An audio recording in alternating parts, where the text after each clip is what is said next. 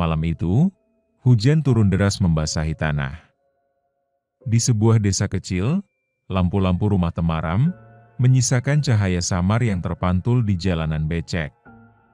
Dari kejauhan, seorang pria berjalan terburu-buru, tubuhnya gemetar, dan napasnya terengah. Namanya Rudi, seorang karyawan toko bahan bangunan yang dikenal ramah, tapi di balik senyumnya, ia menyimpan rahasia kelam. Tak ada yang tahu, seminggu sebelumnya, ia telah menusuk dari belakang orang yang paling percaya padanya, sahabatnya sendiri. Ia merebut proyek besar yang seharusnya menjadi milik sahabatnya, dan yang lebih parah, ia menuduh sahabatnya mencuri demi menutupi pengkhianatannya. Namun, malam ini, sepertinya ada yang datang untuk menagih janji keadilan. Angin malam terasa lebih dingin dari biasanya. Dan di kejauhan, di bawah pohon beringin tua, ada sosok yang berdiri menunggunya. Sebelum memulai kisahnya, pasang earphone-mu, biar horornya terasa lebih nyata. Kalau kamu suka cerita kayak gini, jangan lupa like, komen, subscribe, dan share ke teman-temanmu. Lorong Misteri selalu punya kisah yang siap bikin bulu kuduk merinding. Hujan malam itu turun tanpa henti, memukul-mukul atap seng warung kopi yang baru saja ditinggalkan Rudi. Payung hitamnya goyah tertiup angin, langkahnya tergesa menembus jalan desa yang sepi. Air mengalir di sela-sela sandal, menimbulkan rasa dingin yang menusuk. Di kejauhan hanya ada suara gemericik dan gelegar petir, sampai sebuah suara lirih memecah sunyi. Kau pikir, kau akan tenang setelah menghancurkan hidupnya? Rudi berhenti. Dadanya berdegup kencang. Ia menoleh, kosong. Tak ada siapapun di belakangnya. Hanya jalan basah dan kabut tipis. Ia mencoba berjalan lagi, namun langkah-langkah lain terdengar, seirama dengan langkahnya. Saat tiba di tikungan, matanya membelalak. Di bawah beringin tua, seorang pria berdiri basah kuyup, wajahnya hancur, matanya merah menyala, tersenyum tipis ke arahnya. Rudi membeku. Tubuhnya tak mau bergerak, seolah kedua kakinya tertanam di tanah becek. Sosok itu melangkah perlahan, setiap injakannya menimbulkan cipratan air bercampur lumpur. Semakin dekat, semakin jelas. Dari pelipisnya, darah mengalir, bercampur dengan air hujan, menetes ke tanah. Bau tanah basah bercampur anyir darah kini memenuhi udara, membuat perut Rudi mual. Dengan suara bergetar, ia memaksa bicara. Apa yang kau mau dariku? Sosok itu berhenti tepat 3 langkah di depannya. Senyumnya melebar, lalu bibirnya bergerak perlahan. Aku mau, yang kau curi, kembali. Petir menyambar di belakang mereka, menerangi wajah hancur itu sekejap. Saat Rudi berkedip, sosok itu hilang, hanya meninggalkan jejak kaki berlumpur yang mengarah ke rumahnya. Rudi masuk rumahnya dengan napas memburu.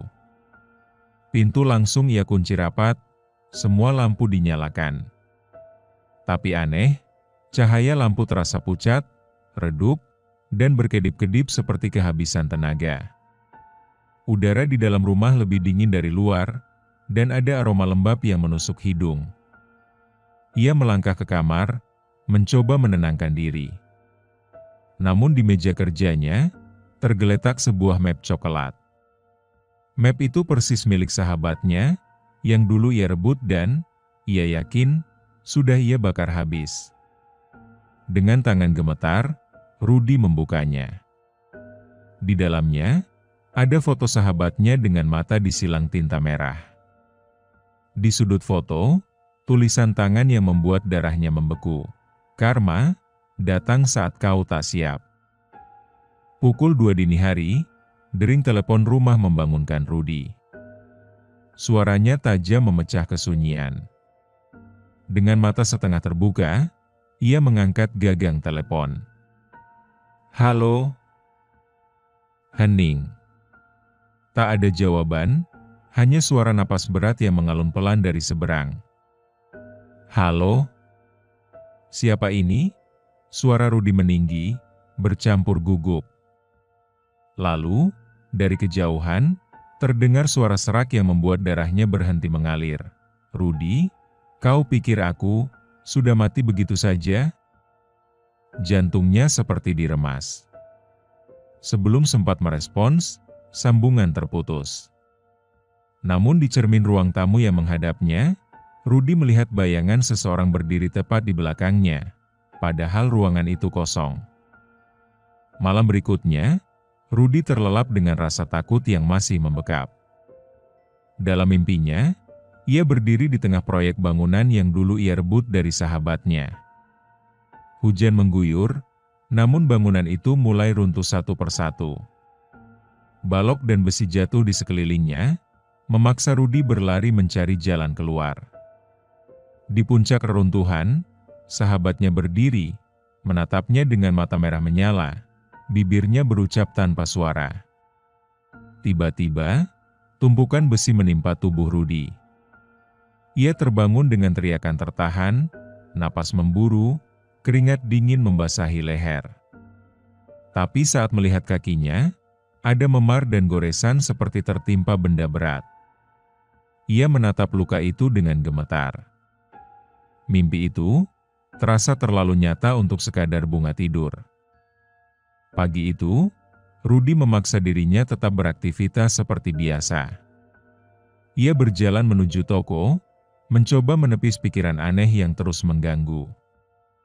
Di sudut jalan, ia mampir membeli nasi uduk dari seorang ibu tua yang sudah lama dikenalnya. Ibu itu menatapnya lama, lalu berkata lirih, "Mas, semalam saya lihat kamu jalan sama orang tinggi besar. Tapi, wajahnya rusak, matanya merah, dan dia pegang pundak kamu terus." Rudi langsung pucat. Tangannya gemetar saat menerima bungkus nasi. "Ibu, yakin itu saya?" tanyanya, suara tercekat. Ibu itu hanya mengangguk pelan, tatapannya penuh iba, seperti melihat seseorang yang sedang menuju nasib buruk. Rudi tahu, ini bukan lagi halusinasi. Ada yang mengikutinya, dan orang lain bisa melihatnya. Malam itu, Rudi pulang dengan rasa gelisah yang tak bisa ia sembunyikan. Ia mengunci semua pintu, memeriksa setiap sudut rumah, lalu mencoba tidur lebih cepat. Namun, saat kepalanya menyentuh bantal, ia merasakan ada sesuatu yang keras di bawahnya. Dengan hati-hati, ia mengangkat bantal itu, dan menemukan sebuah amplop kuning kusam. Tangannya bergetar saat membukanya. Di dalamnya, ada selembar kertas lusuh dengan tulisan tangan yang sangat ia kenal, tulisan sahabatnya. "Aku akan menjemputmu di malam ke-7 setelah hujan pertama." Rudi terdiam, menghitung dalam hati. Ia sadar, besok adalah tepat malam ke-7 sejak hujan pertama turun minggu lalu. Dadanya sesak. Ia tahu waktu yang tersisa sudah sangat sedikit. Hujan kembali turun deras, seakan langit tahu malam ini adalah malam terakhir Rudi. Petir menyambar, menerangi halaman rumah yang basah. Tepat pukul 2 dini hari, pintu depan berderi terbuka sendiri. Udara dingin menyeruak masuk, membuat bulu kuduknya meremang. Rudi berdiri kaku di ruang tamu, tubuhnya gemetar tanpa henti. Dari arah pintu, perlahan muncul sosok itu, sahabatnya. Bajunya robek, kulitnya pucat membiru, dan matanya merah berkilat di antara cahaya petir. "Aku tak datang untuk menakutimu, Rudi, aku datang untuk membawamu ikut." Suaranya pelan, namun setiap kata menancap di telinga Rudi, membuatnya sulit bernapas. Sekejap semua lampu padam. Rumah tenggelam dalam kegelapan, hanya suara hujan yang terus menggedor genting. Rudi mencoba mundur, tapi tubuhnya tiba-tiba terasa berat, seperti ada tali tak kasat mata yang membelit leher dan dadanya. Napasnya tersengal. Dari kegelapan, sahabatnya melangkah semakin dekat, lalu mengulurkan tangan yang dingin dan licin, menempel di dada Rudy. Sekejap, pandangan Rudy berputar. Dunia di sekitarnya berubah menjadi hutan gelap yang dipenuhi bau tanah basah dan darah. Suara jeritan terdengar dari segala arah, jeritan orang-orang yang mungkin juga dibawa seperti dirinya. Ia ingin berteriak, tapi suaranya hilang, tersedot masuk ke dalam keheningan yang menakutkan. Pagi itu, warga desa melihat pintu rumah Rudy terbuka lebar. Di dalam, semua perabot basah kuyup seolah hujan turun di dalam rumah. Tidak ada tanda-tanda perlawanan, hanya jejak kaki berlumpur yang memanjang dari ruang tamu, keluar rumah, lalu menghilang di arah hutan. Tak ada seorang pun yang menemukan Rudy. Namun beberapa warga bersumpah, pada malam-malam hujan berikutnya, mereka melihat sosok pria berjalan di jalan desa, basah kuyup, matanya kosong, diiringi bayangan tinggi besar dengan wajah rusak di belakangnya. Karma telah menagih. Pengkhianatan mungkin memberi kemenangan sesaat, tapi ketika waktunya tiba, ia akan mengambil jauh lebih besar daripada yang pernah kau curi. Prime, terima kasih sudah mendengarkan kisah ini sampai habis. Jangan lupa like, komen, subscribe, dan share ke teman-temanmu.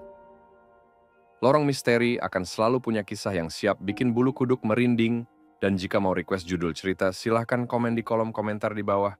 Kami akan buatkan untuk kalian.